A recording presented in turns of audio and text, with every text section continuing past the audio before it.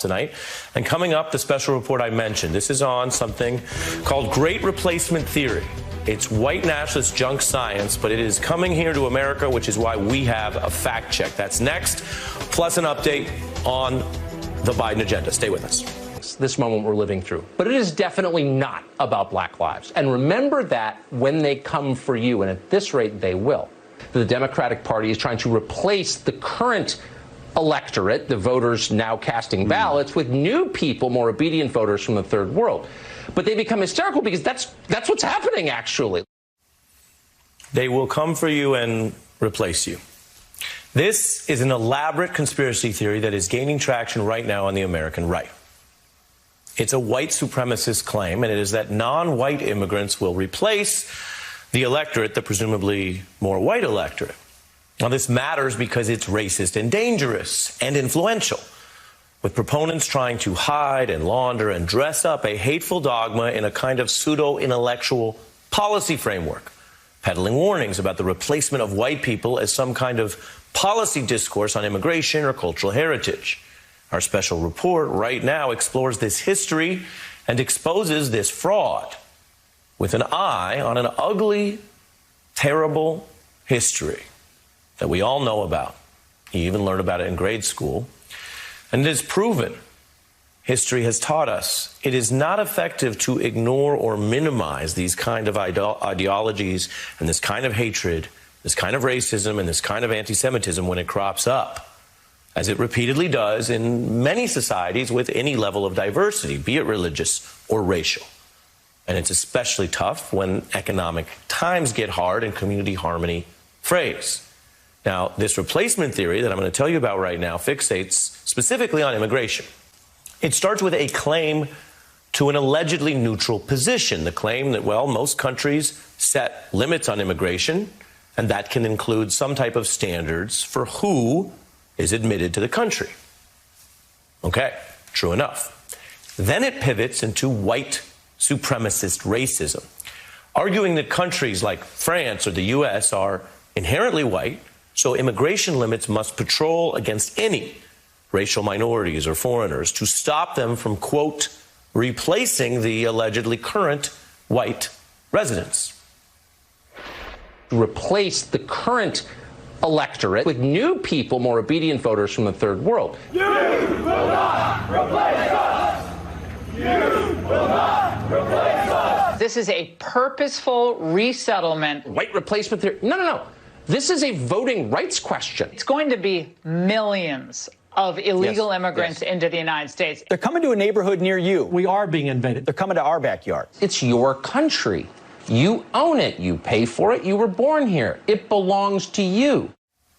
This theory is a new spin on some very old types of arguments, some of which do remain so discredited that even these proponents insist they're not actually endorsing those other things, those other ideologies, that other type of white supremacy or Nazi ideology. Now, Donald Trump did say there were good people at that infamous Charlottesville rally as the neo-Nazis openly chanted against replacement. And many right-wingers do traffic in this direct kind of hate. But this is what's important about this particular thing tonight. The history of hate shows that it also rises in more insidious and even subtle and sophisticated garb. From Europe to the U.S., white-dominated societies have wrongly claimed that nature or testing or science provide some sort of distinctions for elevating a white ruling class and excluding others. America, built on a system of racial slavery, Jim Crow racism continuing long after the legal end of slavery itself.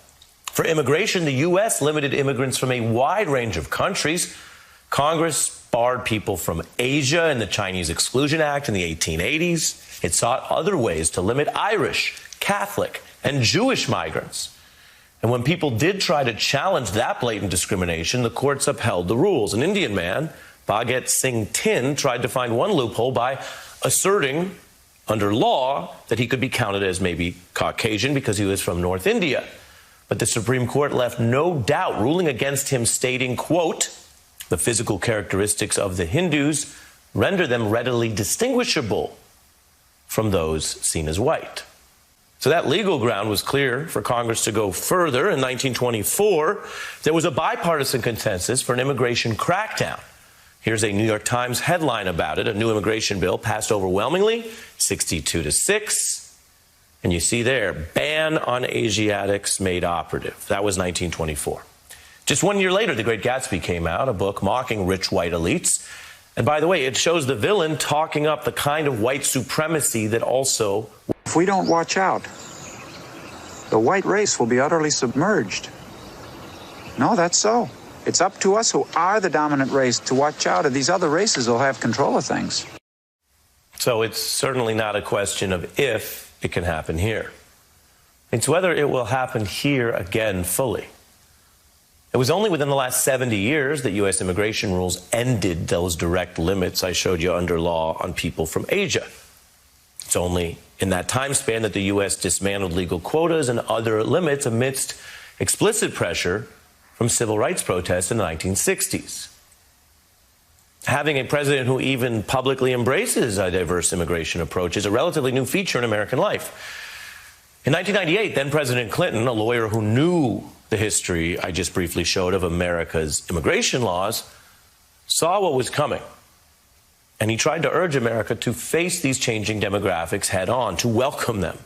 He tried to urge people to see all of this as a source of strength and unity. What to do, since this has always been a nation of immigrants. Today, largely because of immigration, there is no majority race in Hawaii or Houston or New York City. In a little more than 50 years, there will be no majority race in the United States. What do the changes mean? They can either strengthen and unite us, or they can weaken and divide us. We must decide. Decide. And how do people decide? How do people make decisions? Well, by their own experience, right? Their emotions, maybe sometimes reason, but also by reacting to cues from who they see as leaders, influential voices, social circles. On the right, those sources more openly embrace raw hate these days, and this year now embrace its dressed-up cousin, replacement theory. But there's also this emerging younger American demographics and electorate that's embracing a more diverse population and more cosmopolitan mixing, or whatever you want to call it, people just existing together. But they're pitted against this retrograde group, reaching backwards for anything that might stop the change or justify it with this junk science. The people trying to stop these so-called invasions from abroad might be surprised to learn this replacement theory itself is from abroad. As an idea, it's an immigrant. It's a non-American concept from abroad. Now, that's not by any means one of the largest problems with replacement theory. It's just an ironic side note. And not only that, it's from a country that many conservative Americans have spent years mocking, a nation that clashed so much with the Republican Bush administration, they even once retitled French fries freedom fries. I'm talking about France. Now, this is a serious issue tonight. If it were a different topic, we might run a clip of the evil French race car driver from Talladega Nights, a comedy that really mocks. Replacement theory is from France. I'm serious about that. Conservative writer and right-wing politician Renaud Camus, who you see here, he literally lives in a 14th century castle with a 10-story tower. Quite the real estate. You can see his lifestyle right there.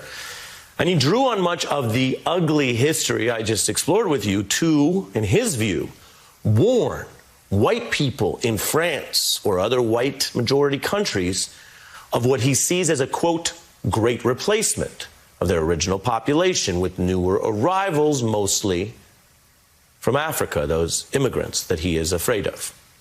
This is one face of modern white supremacist pseudoscience, claiming to draw on books or policy and flipping concepts of human rights and crimes against humanity back into a supposed attack on a white ruling class who he argues, who he alleges, who he warns are about to become the victims.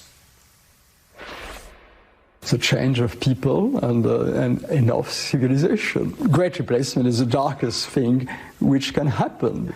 I think the crime against humanity in the... By English speaking, he again means white.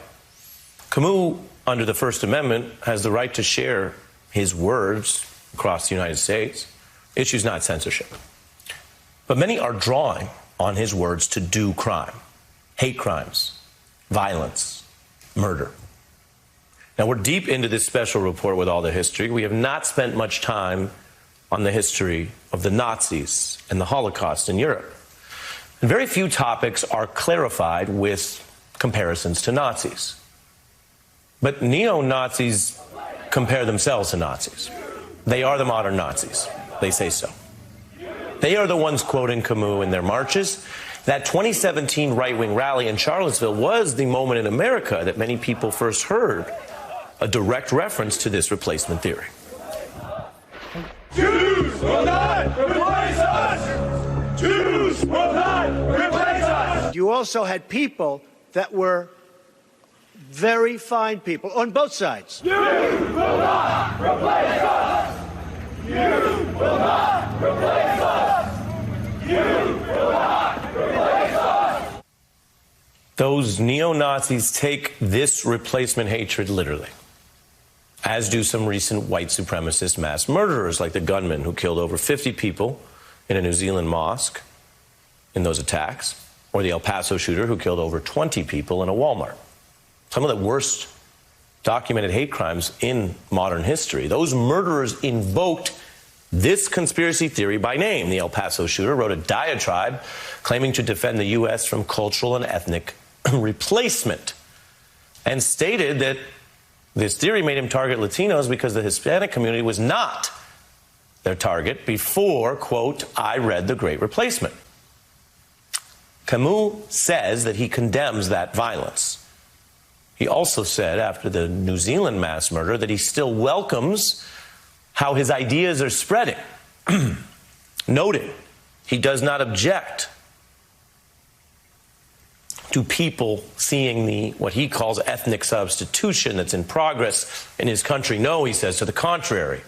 He does not object to that notoriety, to those followings. Ideas and prejudice and hate, they spread in all sorts of ways. Those neo-Nazis know that many conspiracy theories and justifications against Jews and gay people and racial minorities spread for many, many years before the 1940s. Today, some of this can be tracked even more precisely in real time. Google has this mountain of data on what people search.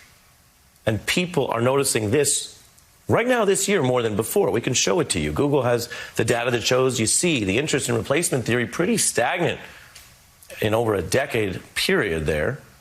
Even during really around the 2019 shooting, some greater interest. And then the largest spike in Google Trends is this year. It's right now. It's after Trump's leaving office. It's 2021. The term pushed on Fox News, and if some people had not heard much about it yet or thought much about it yet, Fox anchors are changing that, putting it out into the bloodstream, getting people Googling, thinking, talking about it, deciding whether or not this is something that can justify something. And then, even though I just showed you most people aren't aware of it, the same Fox anchors claim that people were already preemptively upset about the term's use. The left and all the little gatekeepers on Twitter become literally hysterical if you use the term replacement. This is a purposeful resettlement of, it's going to be millions of illegal immigrants into the United States. This is what those influential voices and leaders are pushing. There you had, of course, a senator and the #2 presidential candidate in the Republican Party, Ted Cruz, to Donald Trump, nodding along. So the claim goes from the fringe to the hate groups to what passes for mainstream conservative opinion and then moves into the halls of power, where Ted Cruz and other members of Congress and now some Republican officials are either nodding along or literally invoking the exact theory linked to all this hate. The revolution has begun. We are being invaded, and they're not invited. We're replacing national-born American, native-born Americans to permanently transform the political landscape of this very nation. Republican Congressman Matt Gaetz, Tucker Carlson is all caps correct. The so-called replacement theory. Illegals who are here who are going to take our education, our health care. There's nothing new about white supremacists then claiming to be the victim while attacking less powerful groups. Hate crimes are generally on the rise in the U.S. right now, along with rising overall crime rates during the pandemic.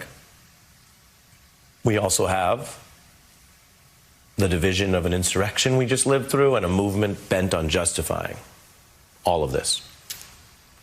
You take it together, and the stakes are high.